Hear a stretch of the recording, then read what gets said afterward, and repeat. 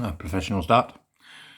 Here's a very quick review of Ironhead Tony from Damn Toys, 1/12 scale, 6-inch to you and me. Action figure from the Death Gas Station line. This is the first figure in the line, and it's not even mine. I've had to borrow it, which is just great, because somebody else got one for their birthday and I got nothing. So, I'm not bitter. Anyway, first thing that comes to mind is extremely posable, though I can't actually show you because I'm just using one hand. But he has ball jointed ankles, double jointed knees, swivel thighs, ball jointed hips, double ab crunch, butterfly jointed shoulders, double jointed elbows, ball jointed wrists, a ball jointed neck, and something I found rather alarming. It has an opening mouth, but it is the mechanism that opens the mouth that bothers me. It is a very skinny piece of plastic or metal. I hope it's metal. But it's kind of a double jointed stick that enables you to do very comical mouth opening type things. But I would be very careful with it if I was you. As part of its accessories, it comes with a racing helmet. And this racing helmet, which I can't get out of the package, I cannot get out of the package. There we go. This racing helmet fits very snugly over the robot's head. It has foam inside. It has an opening visor. The only problem is it fits very, very snugly over that head. And when you try and remove the helmet, well, I would be rather worried about breaking his head off, to be honest, because it would do that as you're trying to pull it off. You see what I mean? That would bother me, especially if I'd spent money on it. But I suppose if you're very, very, very, very careful, and this is for adult collectors, so maybe it's just me. I am very clumsy. I tend to drop things. I tend to break things, which is why my friend is really, really risking it, letting me do this review, so nobody tell him. Anyway, Ironhead Tony is quite obviously a robot. The Death Gas Station is not a licensed thing. It just seems to have been invented for this series of toys, of which this is the first. It comes with a very, say, mini comic, 2 pages, where basically Tony arrives at a gas station for gas and then gets told off for wanting a light, and then swears at another robot and leaves. It's very deep. Very, very deep.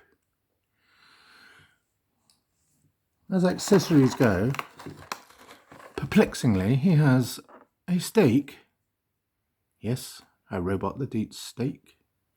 He has alternate hands, which come in a tray that fires them all over your house while you're trying to get it out of the box. As I found to my dismay, I've already retrieved this glass bottle from my Hoover, and it's not mine. Thankfully, the other things are sellotaped in, and I'm not removing them because it's not mine. But he has a very small hockey stick, a cigarette, don't do drugs, kids, and a wallet on a chain. He also has a speech balloon which says, "Go." So anyway, it's fantastic, apart from the perplexing head joint. which does stress me. Don't stress me, Tony. The clothing is exceptional. I mean, 3A, not even trying compared to this. The material is super thin, super dense is the only thing I can think of. Very tightly woven, almost to scale, if that makes any sense at all. The clothing is the best I have ever seen on a 1/12 figure. I'm not sure you could remove them. Why would you want to? Why would you want a naked robot? I'm not even going to try and take his feet off. The ball joint just goes into the shoe. There is no foot. The hands come off because you can interchange them. I haven't, and I'm not going to try and pull his head off, but you would have to get the shirt off. So I just wouldn't. Why would you want a naked robot? You'd have to be some sort of monster. Let me try and show you the other side. Whoops, that's it. Good idea. Smack his head on the container. Just said how fragile it is. It says Tony on the back. The body is very nicely weathered. The jeans in particular are incredible. I mean, the length of that pant leg is about 2.5 inches. And look at the weathered. There's faded patches, there's labels, there's stitching. I'm so sorry that this has been so badly focused, but hey, you have to start somewhere. The actual plastic of the body is very subtly weathered. I mean, this hasn't been done with a yard brush like 3A. This is very subtle and very nice. So there is no backstory. He is obviously a robot. He's seen taking a swig of oil in the gas station in the comic, although he does eat steak, apparently. These were designed by somebody called Coal Dog from an original drawing concept, and he's rather splendid. I mean, as robots go, he's rather swish.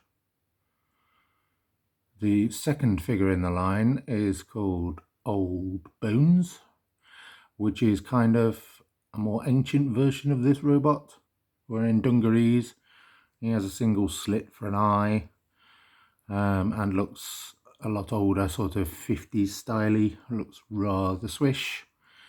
But this fella is obviously a sort of American wilderness travelling heavy metal robot.